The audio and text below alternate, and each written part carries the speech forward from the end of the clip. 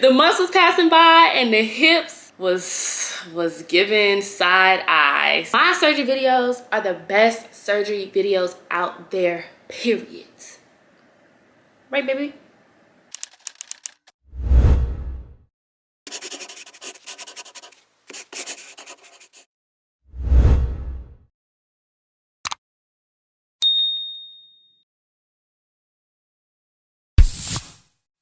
Hey y'all, it's your favorite girl Imani Bailey. Welcome back to the channel. This is a year update of a BBL, and I just want to thank y'all so much for whoever has been interacting with my surgery playlist. I have so many surgery videos, but I feel like I have not said everything there is needed to be said about surgery, and I'm really thinking about doing more videos for whoever is looking into doing surgery or BBL. If you really want that, comment down below yes please, so we can get this thing on and popping. This video is featuring me and my son. I birthed a child. His name is Morocco, so you probably see him walking around because I'm sitting on my living room floor. It's been a year since surgery, and there's gonna be like a lot of pictures and stuff on this video, but it's been a year since surgery. And honestly, no, it's been more than a year. If we're gonna be completely honest, March 9th will make it 2 years, and it's already January 2024. Positives and negatives my BBL has faced throughout the year. First things first, I want to say, after a year, if you are watching this video and you had a BBL, or even if you're planning to get a BBL, but I'm specifically talking about for the women who've already had one and you're thinking about getting a round 2, wait a year.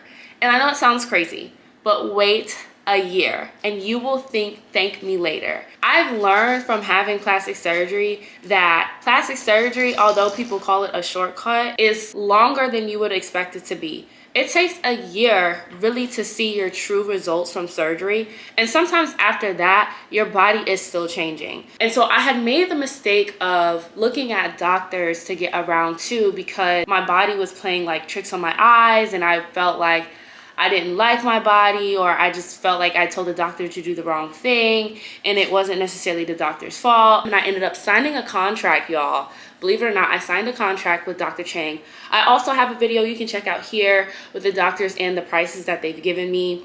However, doctors that I considered for my round 2, and I signed a contract with him, all for me to be like, okay, I'm not going to get this round 2, because months after and then me moving, I realized I don't need another BBL. So tip number 1, please wait for your second round a year after surgery. It's going to take a year from results. Number 2, after a year of having liposuction 360, thigh lipo, and a BBL to my buttocks and my hips, I realized that you will get shaded by your friends, family, and or people who do not know you on the internet. If you share your experience, you will get negative comments. If you have a following, you probably will lose followers, and people will make a huge deal out of it. I did not mentally prepare myself for what I was going to go through following me making videos to help other women out for surgery and making sure that they're safe. And me doing so, I was losing followers, I was getting called X, Y, and Z, and to this day, I still get negative hate comments. I don't know if I'm still losing followers because of that. Maybe, maybe not. I don't know. But at the time, I knew I was losing followers just for that. And it was really, really hard. So your mental will be tested even a year after surgery. You still will find people making comments about your body. But honestly, let's just face it. As a woman, people are going to make comments about your body whether you have surgery or not. It's just being a woman in this world. The third thing I want to share with being a year post-op, there's certain things while I was working out, I felt like my body was still feeling like a little weird. My butt still gets sore. I cannot sit longer than the average person or sit as long as the average person. I still feel like my butt gets sore quicker, and that is just part of having surgery. I've had knee surgery before, and it literally took my knee probably 3 to 4 years to start feeling like regular again. And even to this day, the flexibility in my knee is not the same as it was before. With that being said, if I sit a long time or I sit on surfaces that are very uncomfortable, I will feel it a lot quicker than the average person who has not had any fat transferred to their butt and hip. So that's still something that happens. Although I will say when you first get surgery, that happens like right off the bat because you're still healing. But as time goes on, even when you hit that year mark, you can still feel that. Also, when I do certain ab exercises, I remember I was working out with my trainer and he wanted me to do like, y'all know the V-ups? You lay down and then you do like V-ups. And something about it was hurting like the small of my butt. It was like the top of my butt. It was feeling weird. It was just feeling like certain ab exercises, when I do them, they don't feel normal. It feels weird and it doesn't hurt. I don't know the word to describe it, but it does not feel how it used to feel before I got surgery. Fourth or fifth thing I want to talk about is clothing, changing your clothes. When it comes to surgery, when it comes to anything, you might want to look a certain way and then years later you don't want to look that way anymore. Or even then, say you move somewhere and like that look is just totally, I don't want to say out, like it's just totally different, right? So being from Atlanta and being from the South, my BBL blends in with the girls. It blends in with the girls because it's not something that's like a over the top BBL. But when I came here and moved to DC, mind you, in Atlanta, like guys would be like, oh, her butt is this, but it wouldn't be a big deal, if that makes sense. Because everyone in DC, I mean, everyone in Atlanta, not everyone, but a lot of women in Atlanta and a lot of people in Miami, places like that have surgery. So it's not much of a big deal. But once I moved here, oh my gosh, something about DC, there are not a lot of girlies that have surgery, that have BBLs here. So in comparison to Atlanta, now I don't know every single girl, but in comparison to Atlanta, there's not a lot of girls who have BBLs.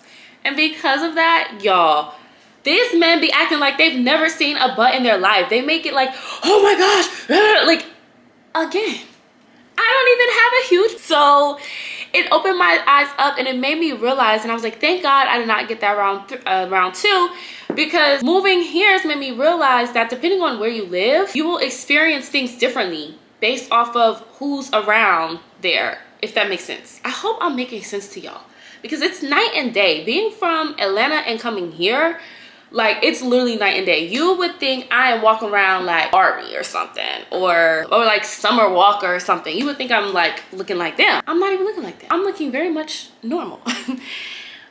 Just with the girl who has a butt. But keep in mind that it's easier to add on than to take away. So if you're looking to get surgery, or even if you're looking to get a round two, think about if you ever move, how comfortable, or look at this.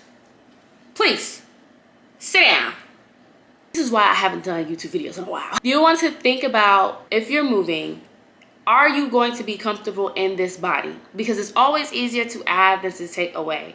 The standard of beauty is ever changing, and depending on where you are in the world, it is different, and you will attract different men. Also, when you want to think about like your style and stuff, my style has changed now. Back from like when I was in Atlanta, the style in Atlanta is way different from the style in DC, and I'm moving towards a more like classic, timeless look. Every now and then I do put on something trendy, but I'm really wanting to like build my wardrobe and buy more expensive pieces and buy more timeless pieces and just more elegant pieces. And doing that, it's harder to shop. Well, it was already hard for me to begin with, so whatever. But I'm 6 feet. So as a 6-foot woman, it is very hard to shop, period. As a 6-foot woman with curves now, it's even more hard to shop. And so I'm having to buy things bigger, get them tailored. Sometimes they don't fit over my hips. My jackets are like bigger if they're longer because it won't button over like my hips or anything. So just keep that in mind when you are getting your body a certain way, because you don't want to wear stretch pants for the rest of your life. Like, it's cute for a bit, but once you get into places with certain caliber of people, like, you don't want to just be wearing BBL clothing or BBL fashion all the time. Another thing I've learned from a year of being post-op is that I've learned that you cannot, how's the saying go? You cannot outwork a bad diet. I feel like you can outwork a bad diet because I've done it before. But anyway, you cannot outwork bad habits when it comes to before surgery. Like, I told myself I made a goal. Once I get my liposuction, I am going to be a fitness girly. Well, I started to be a fitness girly before then, but I had to stop working out because I had to gain weight for the surgery. So once I did that, I was so used to working out that not working out was like, it honestly made me depressed. And once I got used to not working out, I got surgery and then I had to recover, so I couldn't work out anyway. It took me forever to even weight train. And I'd imagine, I don't have children, I imagine that's how it feels to have children or have like a C-section and then go back and work out. Like, I was so weak. I had my muscle was gone. Like, I was winded. I had no endurance, and it was like starting all over again. From that, I've learned that I am still the heaviest I've been. Just because I said, oh, I'm gonna get liposuction and I'm gonna start eating better after that and going to the gym more because I invested in my body and I'm done up. I realized that I fell into the same pattern. So if you are having bad habits before surgery, you're still going to have those bad habits after surgery unless you make a cognizant change. So make that change before you have surgery, because trust me, you don't want to be like me, babes. Like, everybody, please pray for me. It's not the working out part that gets me. It's the eating. If you have bad eating habits before surgery, you're going to have bad eating habits after surgery. It's not going to change, and it will definitely hear it from me, hinder and hurt your results. I don't look the same as I did a year ago, okay? And I want that body back. And instead of me getting into the gym and actually eating correct, I was in the gym, but actually eating correct, I was like, let me book around too. Make those habits before surgery, because a year after surgery is still gonna be the same thing. You're gonna blink your eye, and next thing you're gonna know, you're gonna be like, I had liposuction.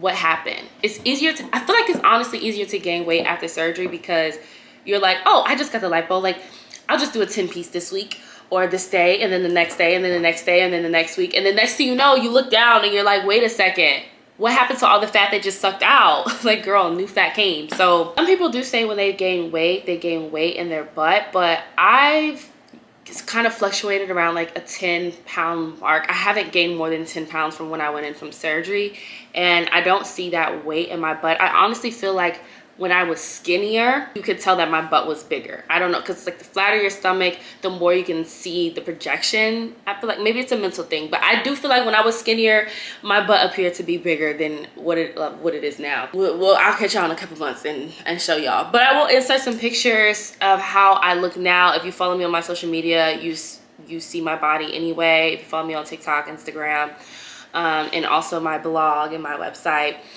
Another thing that you want to keep in mind, even though you got a BBL and it does take a year to see your results in your body, I want to tell you this because the doctor may not tell you this.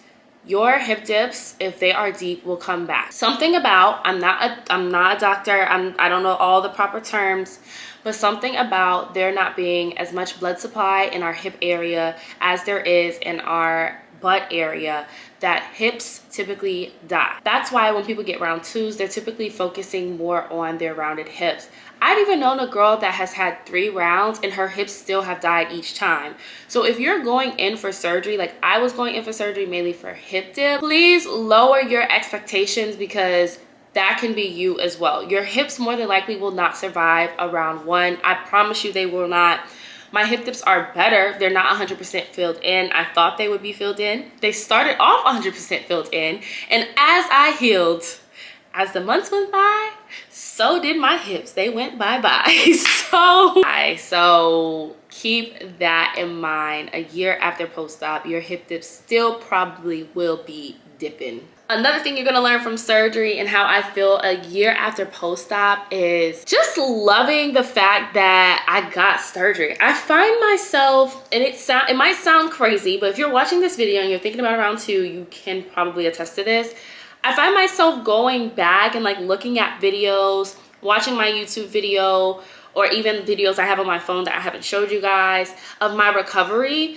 I kind of miss recovering from surgery. It's almost like when you get stronger in the gym, and before maybe you didn't know how to do a deadlift and now you can deadlift 150 pounds, like you feel a sense of accomplishment. And I know you might be watching this like, girl, you did not accomplish anything. Actually, I did. I accomplished paying for the surgery. I accomplished laying on that table with some courage. God accomplished waking me up. And I also accomplished recovery, which is still a testing thing. And I accomplished being bullied by the internet.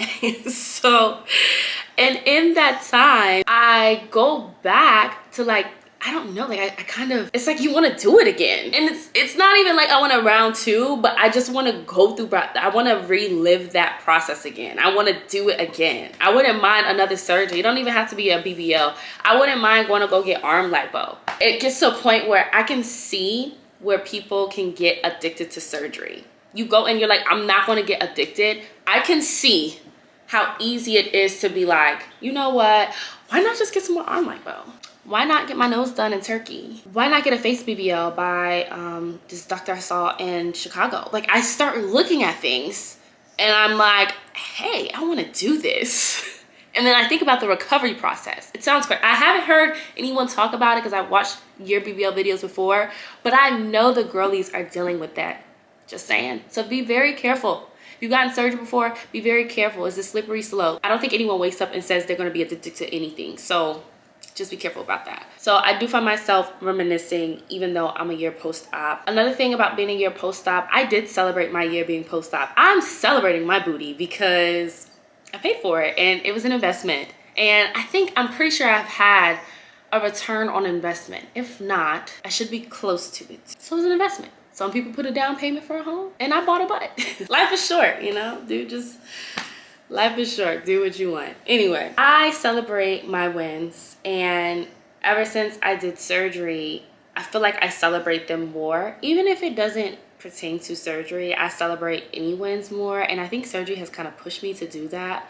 As weird as it sounds, it has pushed me to do that, and it may push you to do it as well. Last thing I want to talk about with getting a BBL, I am in a healthier place with my body. Post-surgery had a weird relationship. It kind of forces a weird relationship with your body because you're constantly having to monitor it, check it, measure it, get massages, get all types of stuff to make sure that your body is healing for months. And that can psychologically, it can kind of mess you up a little bit psychologically. And it did for a bit. And I've opened up about it a little bit in one of my videos. I don't know why I had did that, because I was still dealing with the scar of it messing me up. And I opened up people's opinions to that. And so if you are watching this video thinking about getting surgery, talking about surgery and sharing your experience is okay, but maybe share it a little after, maybe like month 3 of you healing. You can tape everything and then share it month 4, month 5, month 6. Hell, you could wait a whole year. People can see you got a BBL, but you could drop the stuff then. It's still going to perform. People still want to see what you have to say. But I think sharing things while you are in it is very hard, while you're in it, while you're trying to get through it, while you're trying to fix your relationship with your body and heal your physical body. And God forbid you have like a complication or anything. I was fighting with STAYRN. That is a horrible nursing company. 0 out of 10 if you're looking at them. I do not recommend them at all. But positive things that have happened from my BBL, I will say. One, I have teamed up and made a friend in Diana. And Diana altered all of my fajas. She is known as the Faja doctor. If you are getting a BBL, you have to get your faja altered by her. I shout her out in all my videos. Nobody else altered any of my fajas but Diana. Now she also has a faja line that I modeled for and everything. You can catch me on her website. Like, I go on her website just to look at myself because I'm like, girl, you look good. Not my selfie and my motivation. But I modeled her faja and I met her and her husband, and I made a friend in her. Like, we shared each other's stories. I told her about like why the surgery and what happened and like the mental, and I was a part of her brand launch, and I got to hear her testimony, and it just made me, like, her and her husband are such genuine people, and she's such a sweet woman, and it just made my heart just so warm, like, to be invited to her home and part of her launch party. So getting surgery has allowed me to meet people like Diana, the Faja doctor, and her information is going to be down below. And also information from Blushing Dolls. I met another woman, her name is Nikita. I had posted my video about STAYRN and the horrible nursing situation that I've had. If y'all want to check that out, please do. And it's also mentioned in my vlog. Like, you see it in the BBL vlog. I was really going through it. And I met Nikita, and she has her own post-op care. So if you are a dog in a surgery, I highly recommend you use her post-op care. And she's ready for me, girl, because I go back and get some arm lipo and some 360 lipo. I might not get I don't think I'm gonna get the BBL part, but go back and get some 360 lipo, arm lipo. I will be with Nikita. She cares so well for her patients, and you can find her Instagram and stuff down below. So finding friends, having business opportunities, sharing with you all my experience, although I've had a negative part of it, although I had a negative part of my experience, sharing my experience and helping out a lot of women. Y'all still write me, and it's a year later. There's so many women that I know I've helped, and that is a positive thing. So even if you don't share your thing on social media, you might know a friend or know somebody that has a BBL, and you could possibly save their lives from having a bad post-op care. So that's a blessing. And I love my results. Like, I might have gained some weight, babe, but I'll be back. I love my results. I love my body. I respect my doctor so much, and his craft and his willingness to. I also I love like plastic surgery. I've always had, even as a little girl. Like, I was like, I could be a plastic surgeon, but I don't like science. So I'm not gonna be on my feet all day like that. But anyway, I met friends, I helped out women, and yeah, and I love my body, and I like how I look, and I don't have any buyer's remorse from it. So if you want any more surgery videos on tips and tricks, I have shared a ton of tips. Honestly, I'm not gonna toot my own horn, but my surgery videos are the best surgery videos out there, period. Right, Morocco? I will see y'all in the next video.